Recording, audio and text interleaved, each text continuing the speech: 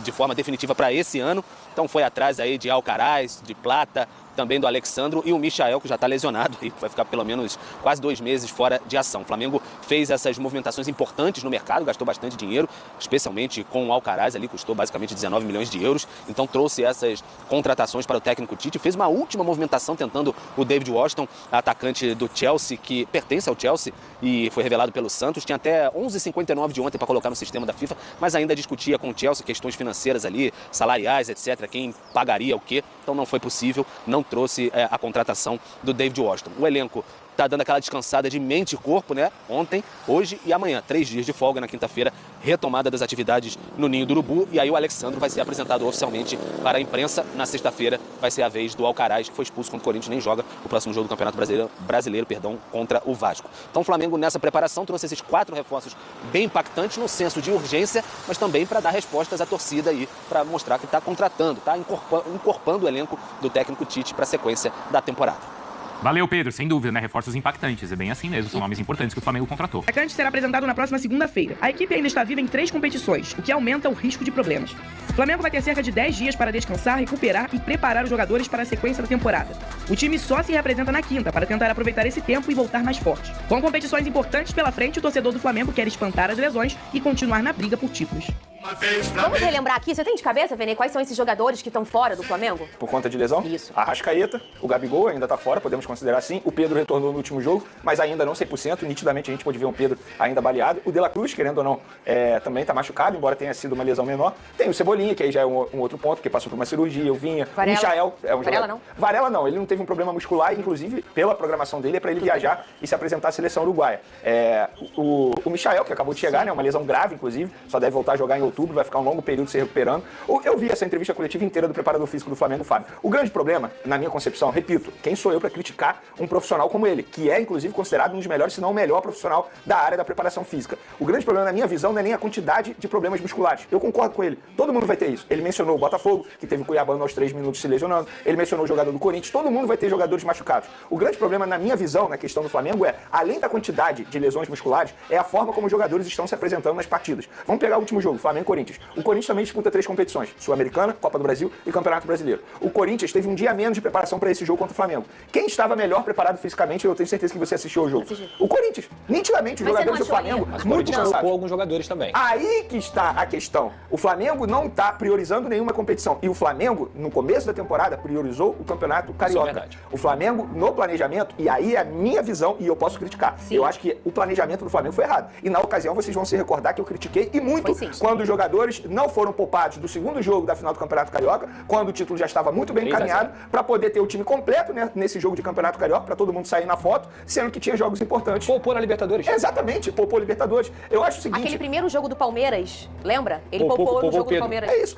A minha crítica é a forma como os jogadores do Flamengo estão se apresentando nos jogos. Todo jogo o Flamengo está perdendo na parte física. Perdeu pro Botafogo. O Botafogo deu um baile na preparação física do Flamengo. A verdade é essa. Perdeu pro Fortaleza, perdeu pro Criciúma. Vários jogos o Flamengo vem se apresentando muito mal fisicamente. O meu ponto é, quem sou eu para dizer que os jogadores estão se machucando porque a preparação física do Flamengo está fazendo algo errado? Seria leviano da minha parte. O meu questionamento e a minha crítica é como os jogadores estão se apresentando, porque nitidamente eles não estão 100% da forma física e o Flamengo está perdendo na parte física para todos os adversários. Vamos debater aqui esse assunto, pensar no seguinte, talvez, será que não é, Vene, a intensidade do estilo de jogo e não eles estão cansando mais? Que, por exemplo, o que a gente via no Vasco com o Ramon era um jogo extremamente intenso, mas muito irregular. Às vezes um jogo muito intenso, às vezes um jogo numa vibração muito abaixo, né? Isso era até um estilo do Vasco. Às vezes uma irregularidade dentro de uma partida. Fazia um primeiro tempo com uma intensidade avassaladora e um segundo tempo e vice-versa. Enfim, às vezes também, por exemplo, o Botafogo. Não sei se é uma questão de, o Botafogo tá mais preparado fisicamente, mas eu acho que é um estilo de jogo feito pelo o treinador mais intenso. Quando a gente olha, a vibração do time é muito diferente. Eu não vi um Flamengo, e eu não sei se vocês concordam comigo, um Flamengo cansado.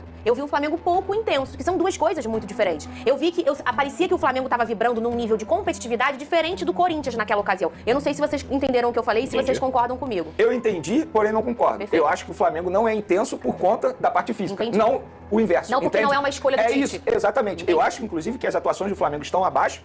Se a gente for parar e analisar, o Flamengo pode apresentar muito mais do que vem apresentando. Muito por conta da preparação física. Não sei se o Pedrosa concorda comigo.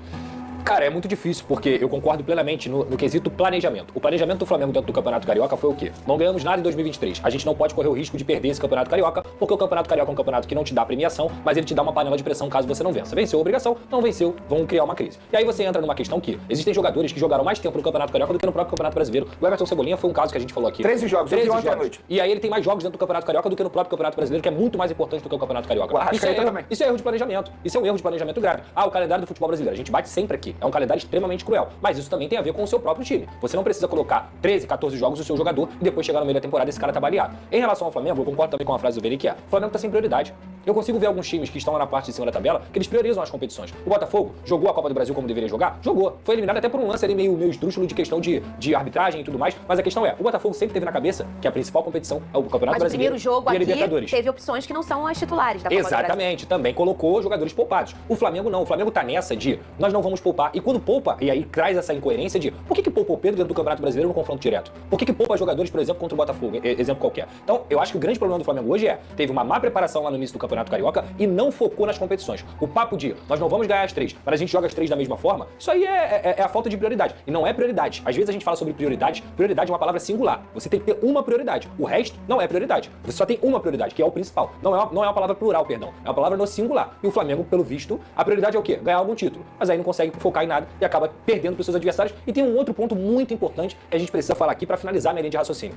O Flamengo de 2019, ele nunca mais vai existir. E o Flamengo de 2019, ele tinha pouca competitividade em relação ao que é o futebol brasileiro hoje. Às vezes a gente fica sempre falando assim dos deméritos do Flamengo e esquece dos méritos dos adversários. O Flamengo de 2019 não teve Copa do Brasil. Não teve. Jesus foi eliminado da E Copa não do Brasil. teve adversário. O Botafogo hoje é do nível do Flamengo, o Palmeiras é do nível do Flamengo. E se você for pegar os times que estão crescendo, tem o Bahia, tem o Cruzeiro, tem o São Paulo, o Fortaleza, tem muitos e muitos times que estão em outro nível do futebol brasileiro. Então assim, muitas vezes a gente fala sobre o Flamengo, sendo que não olha para o adversário. O adversário também tem méritos. Hoje, o Flamengo não deve nada pro Botafogo, o Botafogo não deve nada pro Flamengo e o Palmeiras da mesma forma. Times da mesma prateleira. Não vai ganhar as 3 competições, gente. Não é assim, pô. Eu acho o seguinte, a gente pode ver no passado recente o Dorival Júnior, ele colocando uma equipe num campeonato e outra equipe disputando outros campeonatos. No fim das contas, o Dorival ganhou Libertadores e Copa do Brasil. Eu não vejo nenhum problema se o Tite fizesse isso hoje. Qual o problema de fazer isso? Ele não coloca o Matheus Cunha pra jogar a Copa? Por que ele não faz um time pra jogar a Copa do Brasil? E aí, teoricamente, você não tá deixando de lado uma competição. Pelo contrário, você está admitindo que você tem chance de ganhar as 3. Só que você bota um time pra jogar 2 competições e outro time pra jogar outra competição, ponto, acabou. Qual o problema disso? E eu acho assim, isso é uma coisa incomum no futebol, mas que o Dorival trouxe e mostrou que é plenamente possível.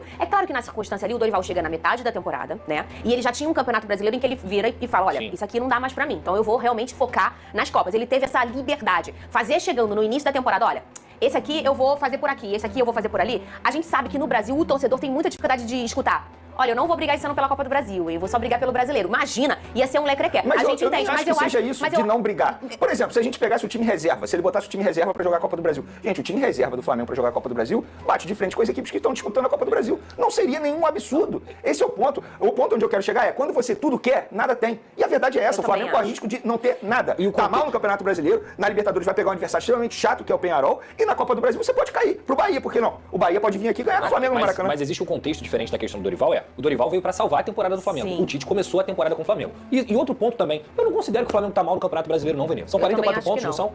44? Não, mas em relação à pontuação tá bem. O meu ponto é a atuação. Mas eu acho que tem um ponto dessa conversa toda que o Pedrosa já citou.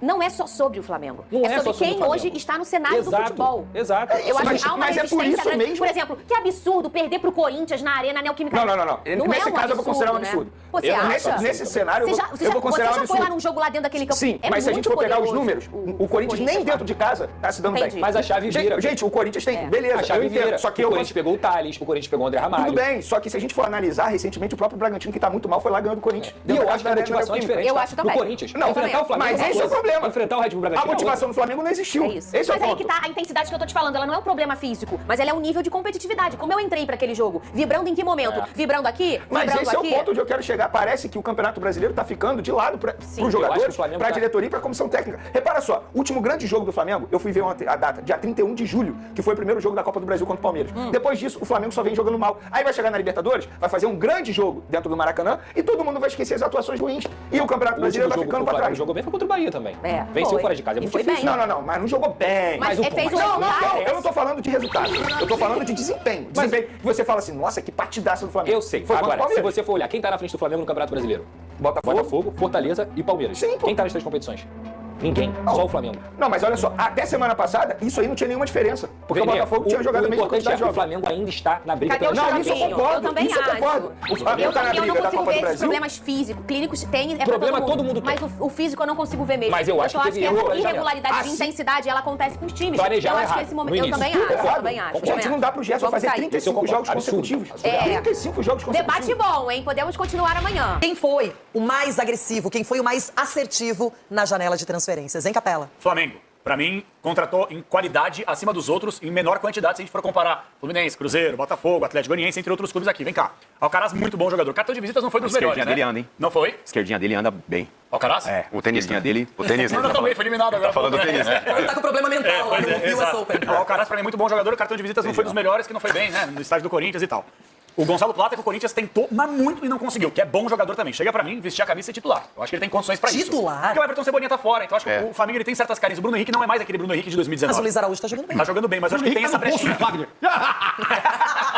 Michael, que infelizmente se machucou, baita contratação, todos os clubes do futebol brasileiro queriam. E pra mim, a melhor contratação dessa última janela, disparado, o Alexandro. Mas vai gastar a bola no futebol brasileiro. Eu tinha algumas ressalvas quando ele jogava no futebol europeu, muitas vezes caindo mais como zagueiro, mais como lateral. Na seleção brasileira nunca conseguiu se consolidar como grande lateral esquerdo, mas no futebol brasileiro vai ser titular incontestável desse Flamengo. Pra mim, o Flamengo foi o melhor. É, e deixou uma boa impressão na Juventus, lá na Itália, não é? O Orlando assim, técnico do Fly em 2025, Felipe Luiz mais JJ. Esse é o meu sonho. Esse é o meu sonho. Meu sonho de consumo era acertar com o Jorge Jesus, desde já. Chamar o Felipe Luiz, avisar ele. Olha, nós já contratamos o Jorge Jesus, mas nós queremos que você dirija o Flamengo até a chegada dele no meio do ano. E você será parte da comissão técnica do Mister. Isso para mim é o sonho dourado. Beto Martins, MP, numa live sua, fui execrado por alguns colegas por ter falado sobre o Luiz Castro, que estava livre. E quanto ao Tite, não é retranqueiro, não tem esquema correto. Ele é um covarde decadente. Volta, JJ. Concordo com você integralmente e acho que o Luiz Castro seria melhor contratar o Luiz Castro agora do que continuar com o Tite. Sem a menor dúvida. Eu só não sei se o Luiz Castro vai topar voltar, ainda que ofereçam a ele um contrato de 1 ano, por exemplo, ele sabe que vai trocar o presidente. O Rodrigo Dunst já está em terceiro nas pesquisas. O líder das pesquisas é o BAP. E o segundo é o Maurício Gomes de Matos. O Dunst está em terceiro. Então, será que um técnico do porte do Luiz Castro, que tem muito mercado, será que ele vai dizer, não, eu vou para lá, vou pegar, assinar um contrato de 1 ano, mas 6 meses depois da minha chegada, muda o presidente. O presidente pode chegar querendo outro técnico. Não sei. Agora, nada disso vai acontecer, hein? Não vamos nos iludir. Nada disso vai acontecer. Sabe, eu tive informações de fontes lá de dentro, fonte quentíssima lá de dentro, cara do lado do Marcos Braz e do Bruno Spindler, que disse, olha, tá todo mundo descontente com o desempenho. Não é que nós não estamos vendo, todos estão descontentes. Mas o Landim não vai trocar. Ele não quer nem discutir a possibilidade de trocar.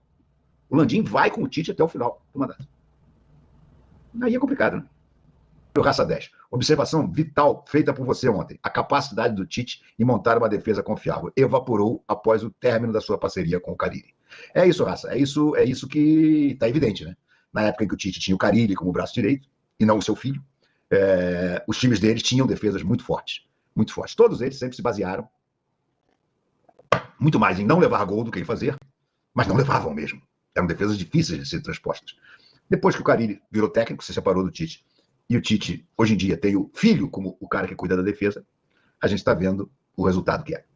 O Beto Martins diz assim, MP, chance de errar, mais tempo de treino é real.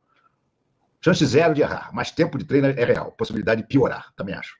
Os reforços precisaram se adaptar a esta merda de esquema. Triste, Placas. O Beto, exatamente uma das coisas que eu falei ontem, e falei hoje de novo na live do Flamengo, e falei na live do Fim de Papo, também ambas do UOL, que é o que mais me preocupa em termos desses reforços, é eles, em vez de, vamos assim dizer, reforçarem o time com seus talentos naturais, suas capacidades conhecidas, eles muito provavelmente serão enquadrados pelo Tite para jogar nessa nhaca, que o Tite chama de sistema de jogo. Nessa nhaca, que é toque para lá, toque para cá, toque para lá, toque para trás, chutão para frente.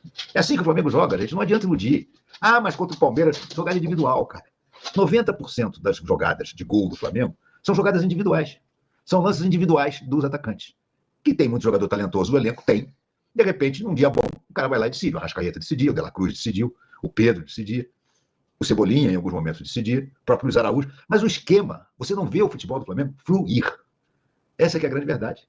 Você não vê. Por exemplo, até o Corinthians, e vários dos adversários nossos, até porque sabem das deficiências do Flamengo, tem uma jogada mortal pra gente. Quer vir tramando por um lado e cruzar para o outro nas costas do nosso lateral. que os nossos laterais fecham quando vai haver cruzamento.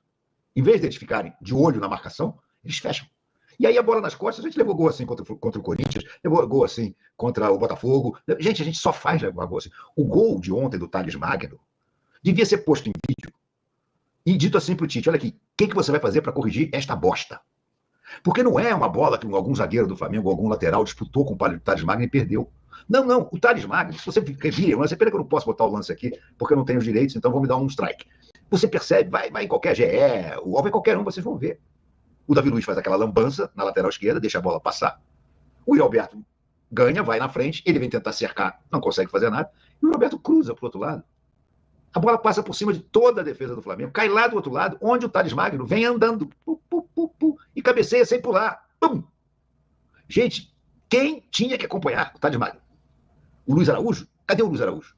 O lateral? Cadê o lateral? O Varela estava para dentro da área. Está mal armada a defesa, gente. Está toda mal armada. Entendeu? Quer dizer, isso é uma coisa que é típica de falha do treinador. Falha de arrumação do time. Hoje, por exemplo, eu estava conversando na live do Flamengo e eu vou estar dizendo uma coisa aqui que eu falei ontem, que escrevi na minha coluna no UOL e vou repetir agora. É inadmissível que o Flamengo tenha deixado o Garro sozinho. O Corinthians marcou o Gerson o tempo todo. O Gerson não teve liberdade em momento algum. Por quê? Porque eles sabiam que o Gerson era o grande cérebro daquele meio-campo. Então o Gerson recebia uma bola, tinha sempre um cara atrás dele e dois na cobertura. Se o Gerson se livrasse desse primeiro, o segundo já atacava. Se o Gerson se livrasse do segundo, pum, porrada. Aconteceu milhares de vezes no jogo. Por quê? Porque o Ramon Dias disse, olha, nós temos que marcar o Gerson. Além de marcar todo o time, o Corinthians ontem mordeu o tempo todo. Mas tem um cara que a gente não pode deixar jogar, que é o Gerson. E eles não deixaram o Gerson jogar. Aí do lado de lá, que é um time muito menos talentoso, que tem um único jogador com mais capacidade de organização, que é o Rodrigo Garro, o Flamengo deixou o Rodrigo Garro desfilar na Neoquímica Arena como se fosse um mestre-sala à procura de sua porta-bandeira.